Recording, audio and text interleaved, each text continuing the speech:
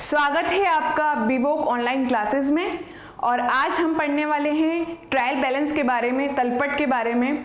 हमने last class में भी डिस्कस करा था कि तलपट क्या है। जो भी हम अकाउंट्स बना रहे हैं उनके बैलेंस की बात कर रहे हैं, बैलेंस निकालते हैं उसमें, और उस एक सूची है, हम कह सकते हैं एक लिस्ट है। ट्रायल बैलेंस एक क्या है? लिस्ट है, सूची है, जिसमें हम क्या करते हैं, जितने भी हमारे खाते हैं उन खातों के हम क्या करते हैं, वहां पर डेबिट की टोटल करके, डेबिट पक्ष में डेबिट की टोटल और क्रेडिट की टोटल के बैलेंस करके उसमें किया जाता है। ठीक है, तो अभी तक हमने यही पढ़ा कि जो भी बैलेंस है उसकी बात करते हैं। तो तलपट क्या है? खातों के शेष को एक जगह लाकर एक लिस्ट बना के आपको देता है कि पर्टिकुलर अगर कैश अकाउंट है तो कैश अकाउंट का बैलेंस क्या है।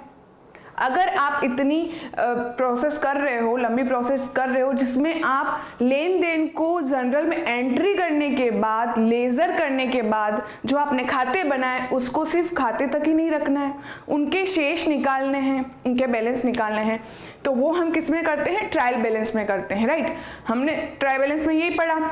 आज हम इसके साथ पढ़े थे मेथड्स। मेथड भी पढ़े, तो मेथड में था एक तो टोटल मेथड और दूसरा था बैलेंस मेथड पढ़ा था। राइट, तो टोटल मेथड में हमने क्या करा? डेबिट की टोटल, राइट, और क्रेडिट की टोटल करके वो दोनों लिख रहे थे। सेकेंड था बैलेंस मेथड। बैलेंस मेथड में हमने क्या करा कि खाते का बैलेंस निकाला, जो सबसे योग अधिक है, जिस साइड की योग अधिक है उस तरफ हमने बैलेंस लिख दिया। राइट, लेकिन अंतर की राशि से हमने उस बैलेंस को लिख दिया। अगर अंतर नहीं है तो जो टोटल राशि है वो ही है। लेकिन अगर दोनों ही खातों की टोटल सेम है, डेबिट की भी इक्वल है किसी खाते का शेष और क्रेडिट साइड भी टोटल सेम है, तो बैलेंस मेथड में हमने उसको शून्य बताया। ठीक है, आज हम इसी के साथ कुछ इंपॉर्टेंट टर्म्स पढ़ने वाले हैं कि क्या क्या है, तो वो हम देखते हैं। तो आप देख सकते हैं कि स्क्रीन पर दिख रहा है असेट्स की जो भी साइड होती है वो आपको पता है। असेट्स क्या है?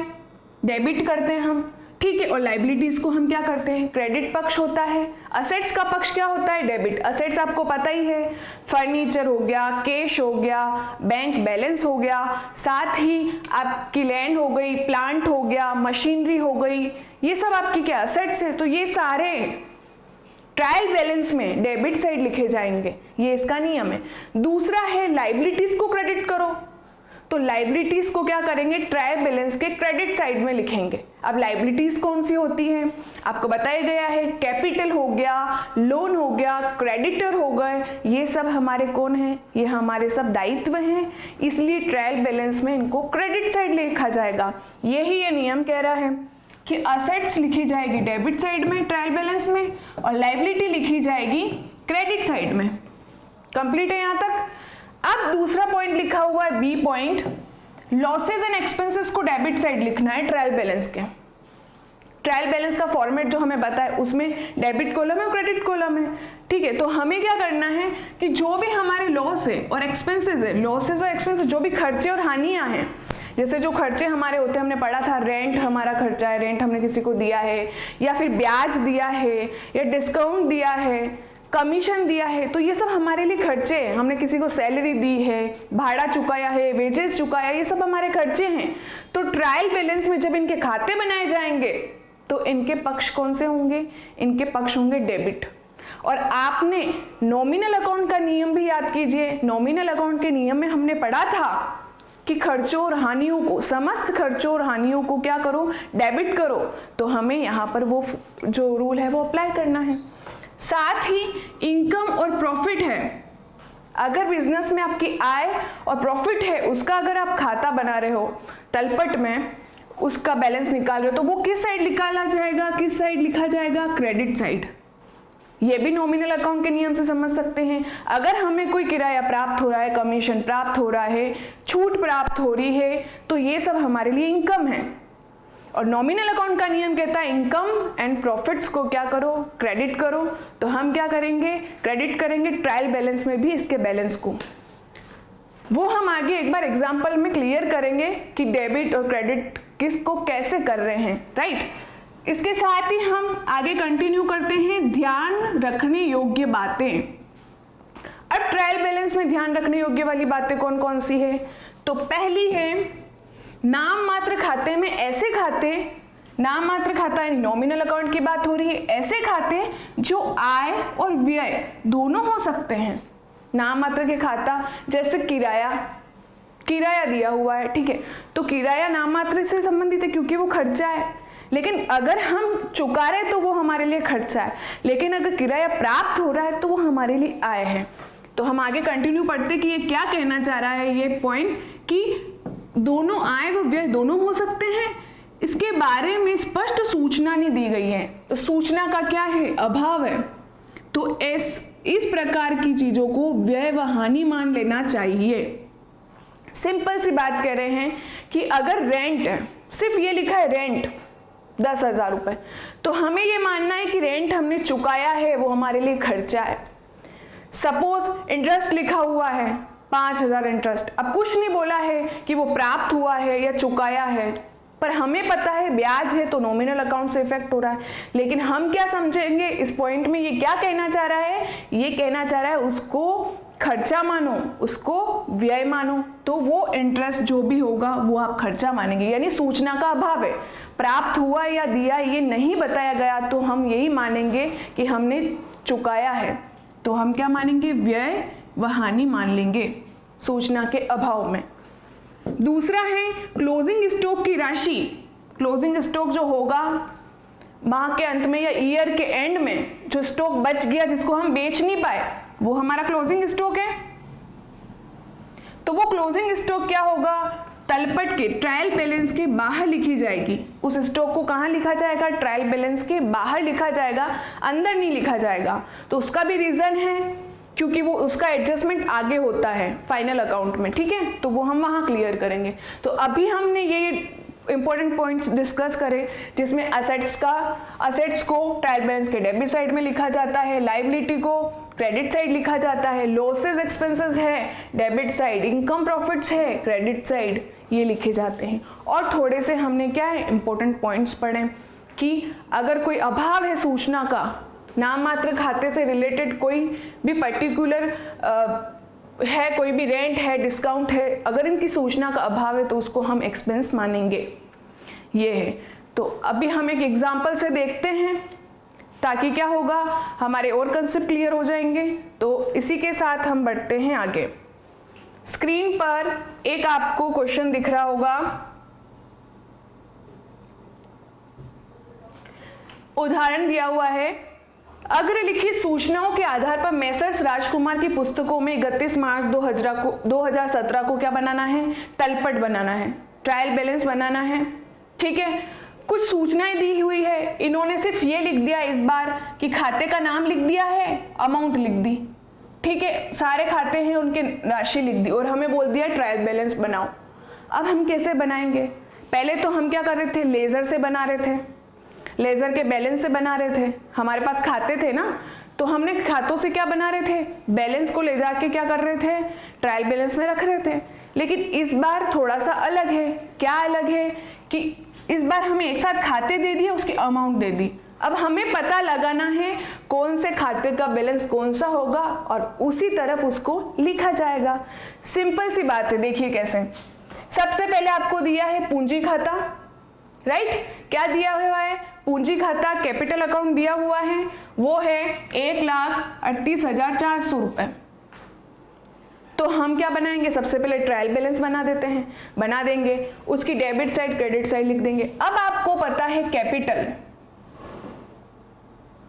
पूंजी हमारे व्यापार के लिए क्या है, दायित्व है, लाइबिलिटी है, और अभी हमने पढ़ा दायित्व को ट्रायल बैलेंस में क्रेडिट साइड लिखा जाएगा, तो हम कैपिटल को कहाँ लिखेंगे, क्रेडिट साइड में लिखेंगे। ये देखिए, ये हमारा ट्रायल बैलेंस है,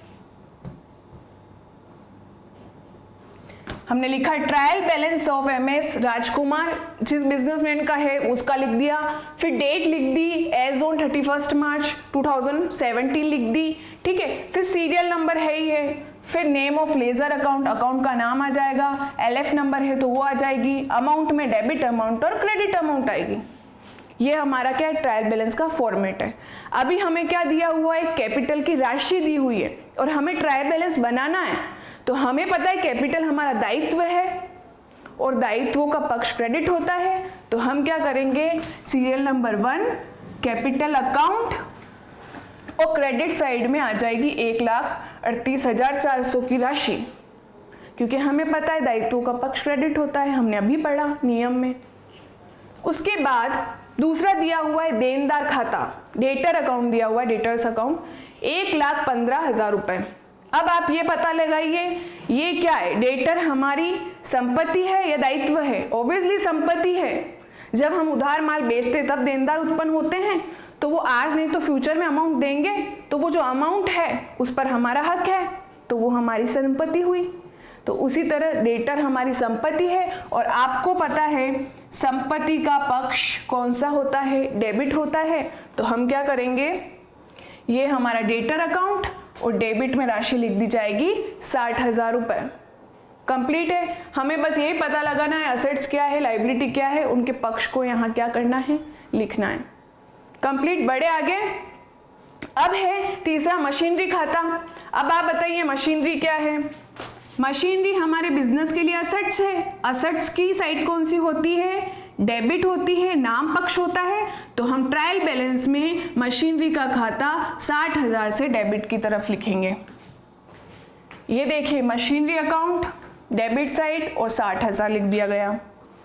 उसके बाद परचेज का खाता कितना है, 5,50,000 रुपए। अब आप देखिए परचेज है, तो मैंने आपको बताया था कि जब हम माल खरीद कर लेकर आते हैं तो व्यापार में वस्तु आती है, माल आता है बिजनेस में, तो वो भी हमारी संपत्ति है। तो हम क्या करेंगे, हमारे परचेज का खाता डेबिट तरफ लिखेंगे ट्रायल बैलेंस में 5,50,000 से। सिंपल सी बात है। और अगर हमें एंट्री भी करते हैं तो परचेज का खाता जब हम खरीद करते हैं तो डेबिट होता है। ठीक है, तो आप चाहो तो यहाँ एक पॉइंट और हम बना सकते हैं कि जो भी आवक वस्तुएं हैं, आवक वस्तुओं का पक्ष कौन सा होगा, डेबिट। फॉर एग्जाम्पल परचेज जब हम माल खरीदते हैं, उसी तरह सेल रिटर्न,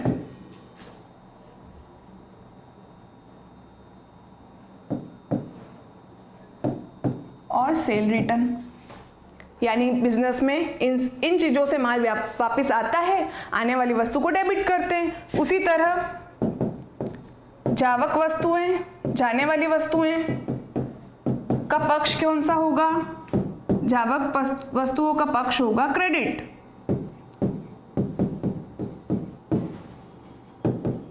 तो हम क्या करेंगे, जाति का भी वस्तुएं जब हम बेचते हैं तो सेल का अकाउंट ट्रायल बैलेंस में किस तरफ लिखा जाएगा, बैलेंस को क्रेडिट साइड। उसी तरह परचेज रिटर्न, जब हम परचेज रिटर्न कर देते हैं, खरीदा हुआ माल लौटा देते हैं, तो बिजनेस से व्यापार से माल चला जाता है, तो भी हम क्या करते हैं, उसको हम क्रेडिट करेंगे। और ये भी याद नहीं रहे तो जब हम एंट्रीज बनाते हैं तब इन पक्षों का योग यही होता है, तो ट्रायल बैलेंस में भी उसी पक्ष में लिख दो। जब हम कुछ खरीदते हैं तो परचेज का खाता डेबिट होता है, तो डेबिट तरफ लिखना है। जब हम कुछ बेचते हैं, सेल का खाता क्रेडिट होता है, तो क्रेडिट तरफ लिखना है ट्रायल बैलेंस में। उसी तरह रिटर्न की बात होगी। ठीक है, तो हम हमारे एग्जाम्पल पे वापस आते हैं। अब परचेज की बात हो रही है, परचेज दिया हुआ है 5,50,000। आपको पता है परचेज का अकाउंट बैलेंस जो होता है वो डेबिट होता है, तो इसको ट्रायल बैलेंस के डेबिट पक्ष में लिख दो।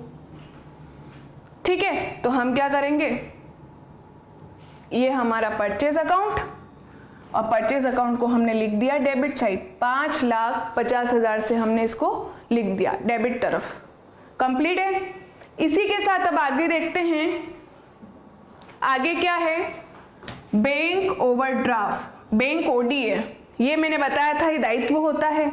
जब आपके पास जमा से अधिक आप बैंक से निकाल देते हो, आपके बिजनेस में आपका अकाउंट है, बिजनेस का अकाउंट खुलवा रखा है बैंक में, आपके पास वहां जमा है 50,000, लेकिन वहां से आप निकाल देते हो 60,000 रुपया, तो 10,000 आपने जमा से अधिक निकाल दिया, लेकिन आज नहीं तो कल बैंक आपसे वो अमाउंट लेगा और ब्याज समेत लेगा, तो आपका दायित्व हुआ।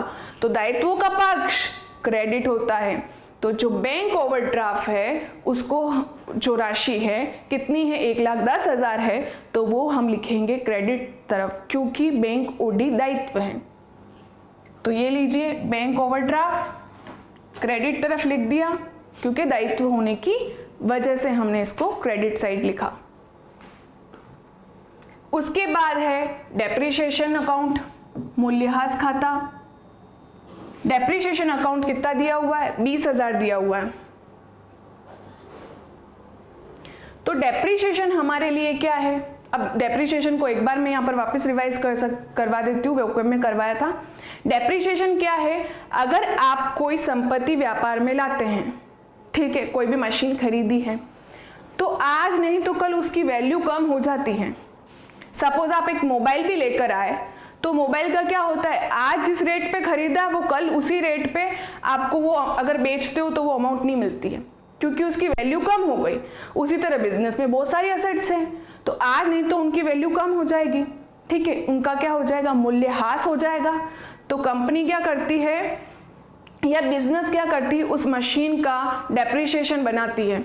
तो वो डेप्रिसिएशन है वो हमारे लिए खर्चा है, खर्चा है। नॉमिनल अकाउंट के नियम से डेप्रिसिएशन जो होगा ये 20,000 का, उसको हम क्या कर देंगे, डेबिट करेंगे। हमने अभी नियम में पढ़ा है कि जो भी हमारे लॉसेस और एक्सपेंसेस हैं उनको क्या करो, डेबिट करो। तो हमने डेबिट तरफ लिख दिया। अब उसी के साथ हमने ये करा, वेजेस और सैलरी भी एज इट इज करा, वो हमारा क्या है, खर्चा है। और हम जानते हैं नॉमिनल अकाउंट के नियम से खर्चों को क्या करते हैं, डेबिट करते हैं, एक्सपेंसेस को डेबिट करते हैं। तो ट्रायल बैलेंस में भी वही होगा, 65,000 क्या हो जाएगा, डेबिट हो जाएगा। ये देखिए, वेजेस एंड सैलरी डेबिट हो गया, डेबिट पक्ष में लिखा गया 65,000 से। उसके बाद है किराया खाता। किराया खाता यहाँ CR लिखा हुआ है। हम रेंट का अकाउंट क्रेडिट कब करते हैं, जब हम रेंट प्राप्त होता है, राइट, हमें प्राप्त हुआ, हमारी इनकम है, तो इनकम का पक्ष क्रेडिट होता है। तो हम क्या करेंगे कि रेंट का खाता जो है 12,000 से ट्रायल बैलेंस में क्रेडिट तरफ लिखेंगे। ये क्रेडिट तरफ लिख दिया। उसके बाद बिल्स पेमेंट, देय बिल खाता कितना दिया हुआ है, 25,000 दिया हुआ है, देय बिल खाता। बिल पेबल की बात कर रहे हैं, मैंने आपको बताया था बिल पेबल हमारे लिए क्या दायित्व है, और दायित्वों का पक्ष क्या होता है, क्रेडिट होता है। तो हम क्या करेंगे, बिल्स पेबल को 25,000 से क्रेडिट तरफ लिखेंगे। ये क्रेडिट तरफ लिख दिया, क्योंकि वो हमारा दायित्व है, बिल पे करना है। उसके बाद बैंक ऋण खाता। बैंक ऋण खाता क्या होगा, बैंक ऋण खाते में ये होगा कि वो हमारे लिए लाइबिलिटी है, बैंक से हमने लोन ले रखा है, लाइबिलिटी है, दायित्व है, दायित्वों का पक्ष क्रेडिट होता है।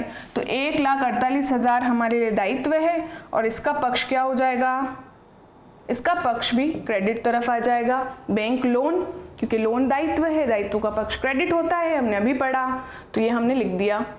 उसके बाद लॉस बाय फायर, अग्नि से माल जल गया, अब ये आपका लॉस है। नॉमिनल अकाउंट का नियम कहता है लॉस को डेबिट करो, तो हम लॉस बाय फायर अकाउंट को डेबिट तरफ लिखेंगे ट्रायल बैलेंस में 12,500 से। ये लिखा गया 12,500 से। उसके बाद ड्राइंग अकाउंट, अब हम क्या करेंगे, यहाँ ड्राइंग का खाता दिया हुआ है 30,000 दिया हुआ है। और ड्राइंग का खाता भी क्या होता है, पर्सनल अकाउंट का नियम लगता है ड्राइंग में। मैंने बताया था कैपिटल और ड्राइंग पर्सनल अकाउंट से रिलेटेड है। जब व्यापारी व्यापार से निजी उपयोग के लिए पैसा निकालता है तो ड्राइंग को हम पर्सनल मांगते हैं, तो उस पर्सनल को पर्सनल अकाउंट से ट्रीट करते हैं। तो क्या होगा, ये 30,000 जो होगा वो डेबिट तरफ लिखा जाएगा। तो ये हो गया हमारा ड्राइंग अकाउंट डेबिट तरफ 30,000 से, राइट। उसके बाद क्या होगा, आवक गाड़ी भाड़ा है, हमारा एक्सपेंस हुआ है, एक्सपेंस को हम क्या करेंगे, डेबिट तरफ लिखेंगे। ये 2,000 से ट्रायल बैलेंस में डेबिट तरफ लिख दिया गया, यानी ये हमारे लिए क्या है, खर्चा है। उसी के साथ आगे क्या है, 14 पर है अधिविकर्ष पर ब्याज। अधिविकर्ष पर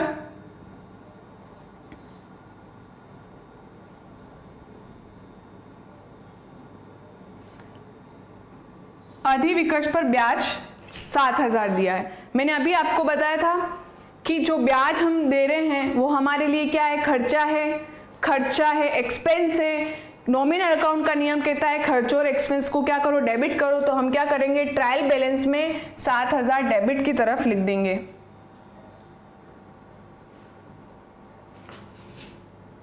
ये देखिए हमने क्या करा, 14 लिखा, हमारा ट्रायल बैलेंस चल रहा है, इंटरेस्ट ऑन बैंक ओवरड्राफ्ट करके लिखा डेबिट तरफ क्योंकि हमारा खर्चा है।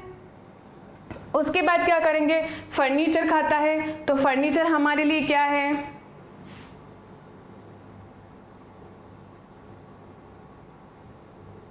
फर्नीचर देखिए, फर्नीचर का खाता दिया हुआ है 40,000। हमें पता ही हमारी संपत्ति है और संपत्ति का पक्ष डेबिट होता है, तो हम ट्रायल बैलेंस में लिख देंगे फर्नीचर अकाउंट डेबिट तरफ 40,000 रुपये। कुछ नहीं कर रहे हैं, संपत्तियां हैं डेबिट पक्ष में लिख रहे हैं, दायित्व है तो क्रेडिट पक्ष में लिख रहे हैं। उसी तरह खर्चे हैं तो डेबिट तरफ लिख रहे हैं, उसी तरह लाभ है, आय है तो हम क्रेडिट तरफ लिख रहे हैं। उसके बाद क्या है, विक्रय खाता। मैंने आपको बताया था जब माल व्यापार से जाता है, सेल करते हैं तब माल व्यापार से जाता है और सेल का अकाउंट क्रेडिट होता है, तो हम क्या करेंगे, क्रेडिट साइड लिख देंगे। ये देखिए सेल्स और क्रेडिट तरफ लिख दी। उसी तरह रोकड़ है, कैश हमारी संपत्ति है, संपत्ति का पक्ष डेबिट होता है, तो 15,000 से हम क्या करेंगे, कैश अकाउंट डेबिट तरफ लिख देंगे। उसके बाद लेनदार है, लेनदार बिजनेस से लेने वाले हैं, हमारा दायित्व है, हमारी लाइबिलिटी बनेगी, लाइबिलिटी का पक्ष क्रेडिट होता है, तो क्रेडिटर जो भी है हमारे लिए हमारे दायित्व है, तो ट्रायल बैलेंस में 55,000 रुपये क्रेडिट साइड लिख दिए जाएंगे दायित्व होने के कारण, क्योंकि दायित्व का पक्ष क्रेडिट होता है।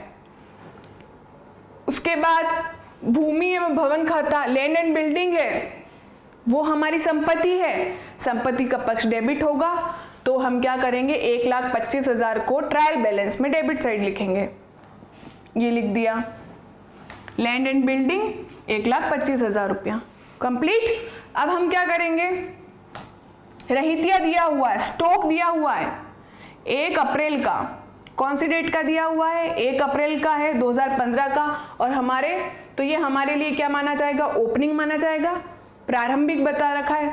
और स्टॉक है तो स्टॉक आपकी संपत्ति है, संपत्ति का पक्ष क्या होगा, डेबिट होगा, तो हम ट्रायल बैलेंस में 45,000 रुपये डेबिट साइड लिख देंगे।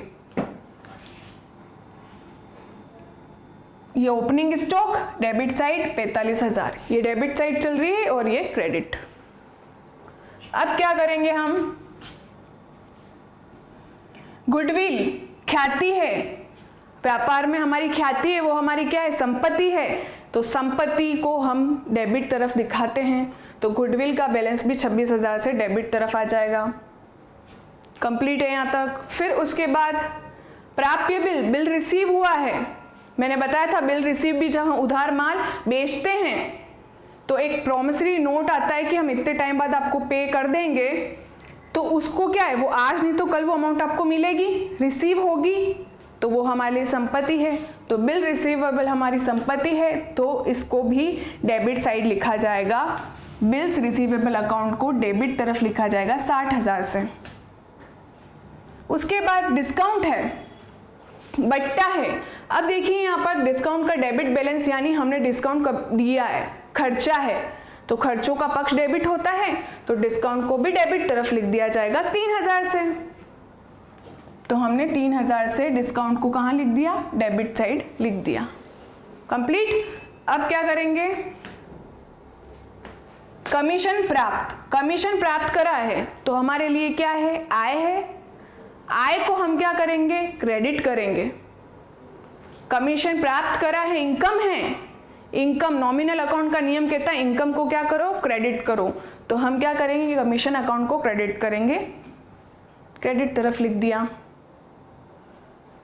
उसके बाद चिराग को ऋण खाता 14,000, क्या लिखा है, चिराग को ऋण खाता 25 पर 14,000, यानी चिराग को हमने ऋण दिया है।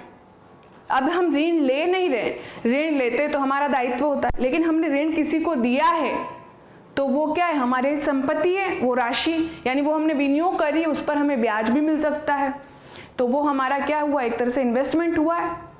या फिर इन्वेस्टमेंट भी नहीं हुआ तो हमने किसी को ऋण दिया है तो उस पर हमारी अमाउंट पर हमारा हक है, यानी वो हमारी संपत्ति है और संपत्ति का पक्ष डेबिट होता है। तो चिराग को अगर हमने ऋण दिया है तो वो हमारे 14,000 डेबिट पक्ष में लिखे जाएंगे। ये देखिए डेबिट में लिख दिए, लोन टू चिराग।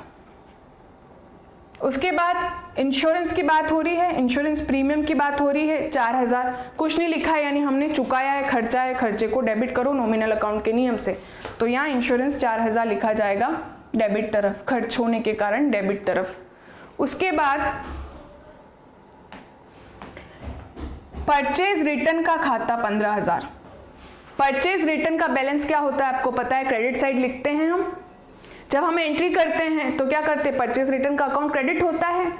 और मैंने अभी आपको एक पॉइंट में यहाँ क्लियर करवाया कि जब भी वस्तु जाती है, जावक वस्तुएं होती है जैसे परचेज रिटर्न, तो इनका बैलेंस किस तरफ लिखा जाता है, क्रेडिट तरफ लिखा जाता है, राइट। तो हम परचेज रिटर्न को क्या करेंगे, ये हमारे लिए परचेज रिटर्न हो गया, 15,000 हो गया, क्रेडिट तरफ लिख देंगे।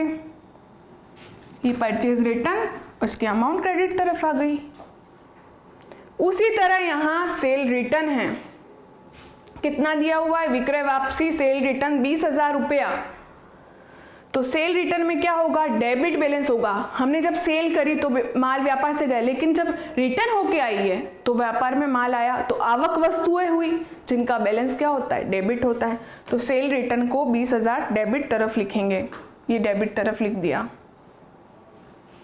उसके बाद विक्रय वापसी खाता हो गया, जावक गाड़ी भाड़ा है, ये भाड़ा ही है, आपको चुकाना है, तो ये हमारे लिए नॉमिनल अकाउंट से ही फॉलो होगा।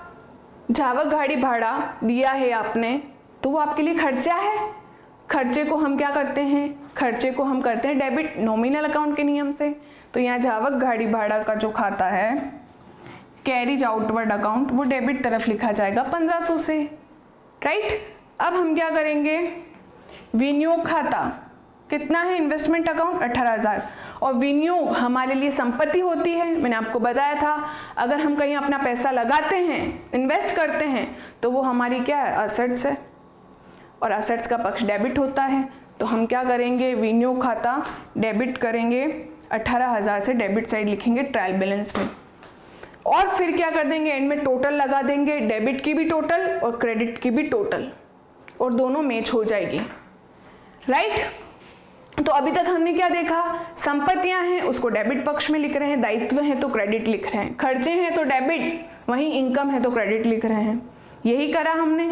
और बाकी हमने आवक वस्तुएं हैं उनको डेबिट तरफ लिखा, जावक वस्तुएं हैं उनको क्रेडिट तरफ लिखा, ये करा हमने, राइट। तो यहाँ हमें यही पहचानना है हमारी संपत्तियां क्या है, हमारे खर्चे क्या है, उससे यह क्लियर हो जाएगा, राइट।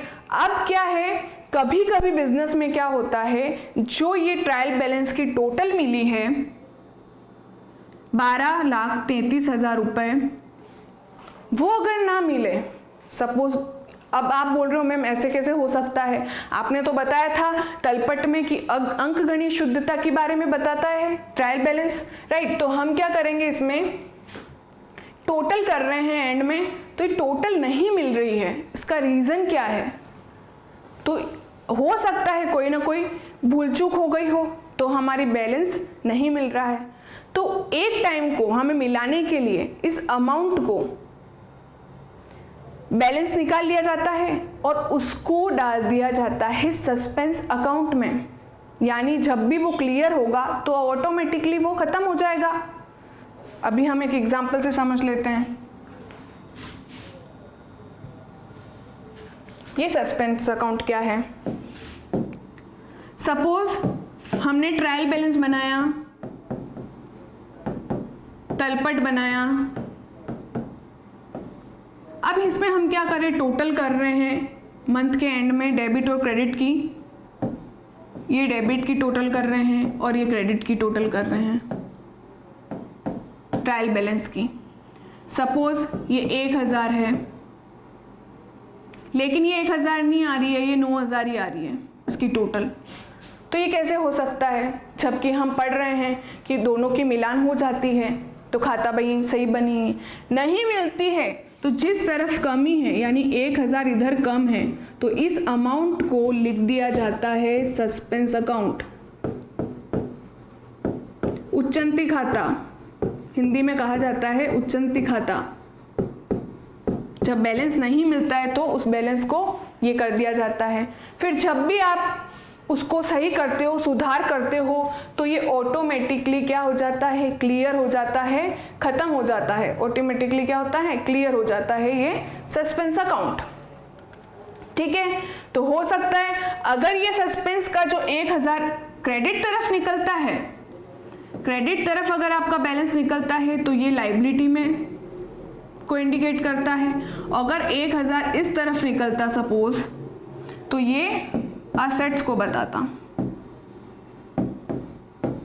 तो आज की क्लास में हमने क्या क्या पढ़ा? आज की क्लास में हमने पढ़ा कि जो भी अगर हमें लेजर नहीं दी हुई है और सिंपल अकाउंट बता दिए हैं तो हम उसको डेबिट और क्रेडिट किस नियमों से करेंगे कि अगर असेट्स है तो उनको डेबिट तरफ, लायबिलिटी है क्रेडिट, और वहीं नॉमिनल अकाउंट के नियम फॉलो हो रहे हैं तो हम लॉस और एक्सपेंसेस को डेबिट तरफ और इनकम और गेन को क्रेडिट तरफ लिख रहे हैं। उसी तरह अगर आवक वस्तुएं हैं, कोई वस्तु व्यापार में आ रही है, कब आती है? जब परचेस करते हैं और सेल रिटर्न करते हैं तो उनके बैलेंस डेबिट तरफ लिखे जाएंगे। और जावक वस्तुएं जब हम सेल करते हैं और परचेस रिटर्न करते हैं तो वस्तुएं जाती हैं, उन बैलेंस को हम क्रेडिट तरफ लिख रहे हैं। यही हमने करा आज की क्लास में। डाउट्स क्लियर करें। और इसी के साथ हमने क्या, तलपट को यहाँ कंप्लीट करा। उसके साथ हमने ये भी जाना सस्पेंस अकाउंट कब खोलते हैं, जब ट्रायल बैलेंस के योग नहीं मिलते हैं तो वह खोल दिया जाता है उच्चंती खाता, सस्पेंस अकाउंट। और आगे जब भी इसका सुधार किया जाता है तो ये अकाउंट का जो बैलेंस है अपने आप क्लियर हो जाता है। कंप्लीट है यहाँ तक। तो आज की क्लास के लिए काफ़ी है, मिलते हैं नेक्स्ट क्लास में।